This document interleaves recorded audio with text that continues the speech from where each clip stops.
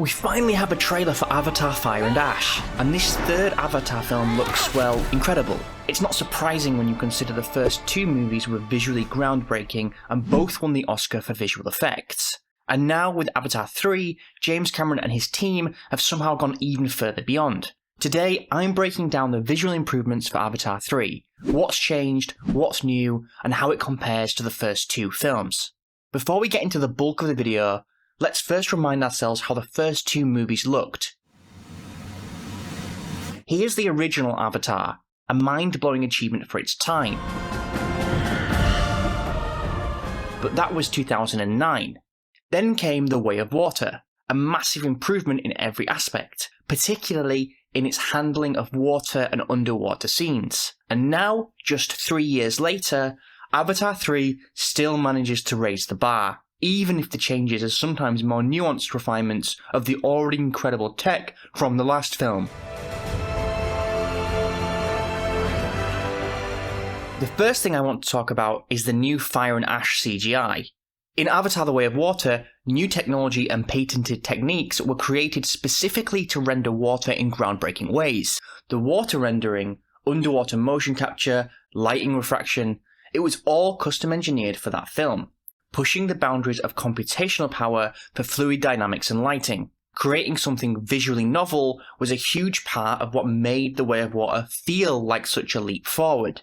Giving audiences an experience that they hadn't seen before was pivotal to making it a true visual spectacle.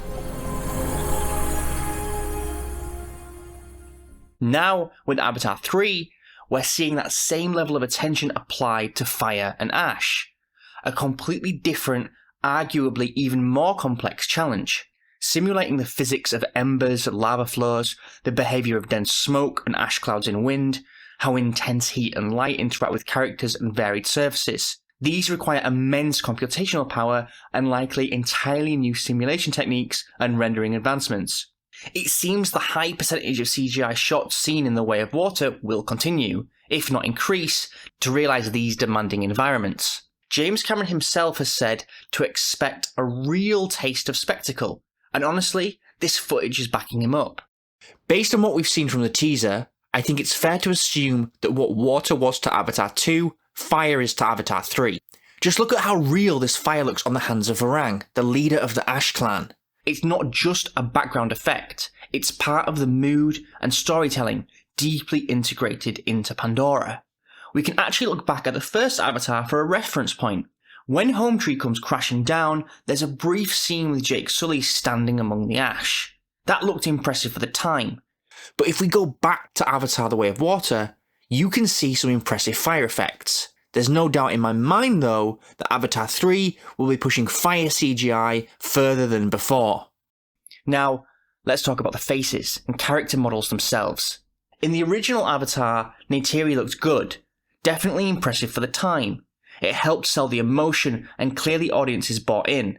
I mean, you don't make nearly $3 billion at the box office if your lead character doesn't feel real.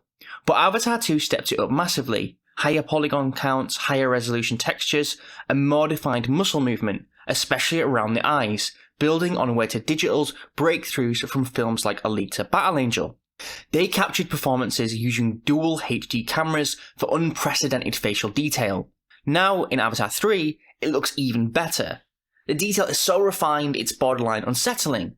You can see pores, micro-expressions, the subtle twitch of an eyebrow, perhaps even more convincing skin shaders reacting to the harsh lighting of Fire and Ash. The underlying technology allows for an incredible density of detail, likely surpassing even the millions of polygons used in Alita's face. And it's not just about realism, it's about emotional clarity. James Cameron said this film has increased emotional heart and soul, and you can see Weta leveraging that advanced facial capture technology to translate every nuance of the actors' performances. So how are these effects made? Well, there's something you'll probably appreciate. In Avatar 3, there is no generative AI used to create any final visuals. Cameron confirmed this directly, and it's even going to be stated in the opening credits. Now, of course, the pipeline likely uses AI or machine learning for things like simulation optimization, denoising renders, or aiding motion tracking behind the scenes. But the key point is no generative AI creating imagery you see. What does that mean? Generative AI refers to tools that create new media from scratch. For example, taking a photo of James Cameron and turning it into a stylized Navi version using prompts, or animating it into a video with AI.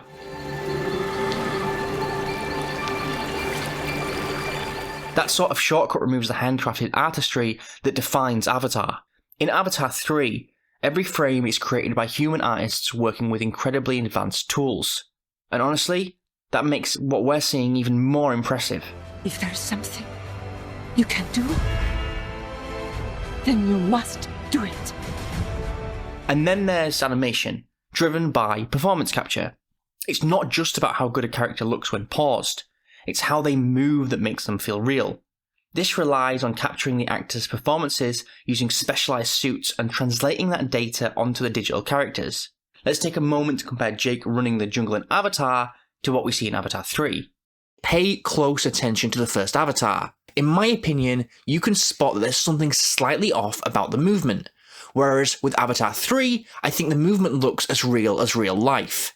This is thanks to continuous improvements in the performance capture technology and the sophisticated virtual production pipeline Weta employs, including the virtual camera system that lets James Cameron direct within the CG world. After innovating with complex underwater performance capture for The Way of Water, the team likely faced new challenges for Fire and Ash, perhaps developing ways to capture performances interacting with simulated hazards like intense heat or navigating environments choked with particles. Cameron continues that characters are so alive and it all feels so real. I think that's exactly the feeling the animation team nailed by building on that advanced mocap foundation.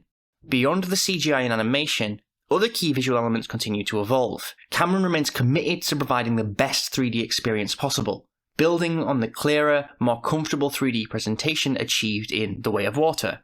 To support this, expect the continued use of variable frame rate, or VFR. High action sequences will likely be presented at a higher frame rate, like 48 frames per second, to eliminate motion blur and judder, especially crucial for 3D, while quieter scenes will remain at the standard 24 frames per second, using it as a tool, not a blanket format.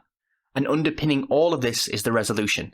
Avatar 3 will undoubtedly continue the native 4K HDR standard set by its predecessor, delivering incredibly sharp images with a vast range of colour and brightness vital for its unique environments.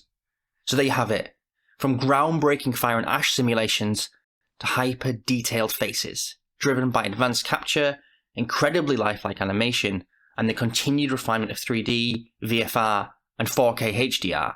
Avatar 3 is once again raising the bar for what's possible with visual effects. And remember, this is just teaser footage. The full movie, combining all these technological leaps, is going to be beyond our imagining. Let me know in the comments what visual upgrades stood out the most to you.